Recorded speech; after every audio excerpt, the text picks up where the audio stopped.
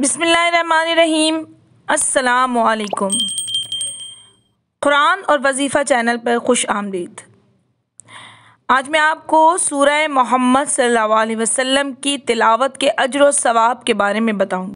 ہر کلمہ گو اور مسلمان کی یہی خواہش ہے کہ دنیا جس طرح بھی گزرے لیکن آخرت میں وہ کامیاب رہے۔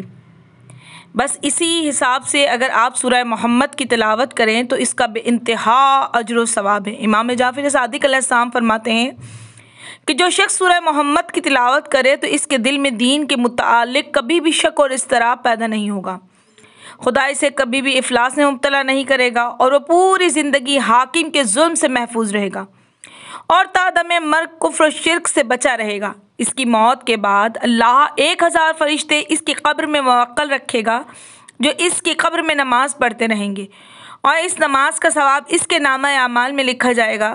فرشتے قیامت تک اس کی قبر میں رہیں گے اور قیامت کے دن وہ اس کی مشائیت کرتے ہوئے خدا کے حضور لے آئیں گے اور وہ شخص اللہ اور رسول خدا کی امان میں رہے گا۔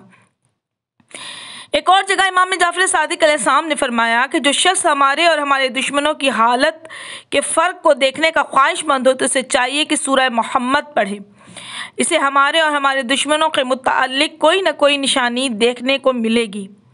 ابھی ابن قعاب سے منقول ہے کہ نبی کریم صلی اللہ علیہ وآلہ وسلم نے فرمایا جو شخص سورہ محمد پڑھے تو اس کا اللہ پر یہ حق ہوتا ہے کہ خدا اسے انہار جنت کے پانی سے سیراب کرے گا۔ سبحان اللہ۔ امید ہے آپ کو یہ ویڈیو پسند آئے گی۔ اسے لائک کریں، شیئر کریں، میرے چینل کو سبسکرائب کریں۔ شکریہ۔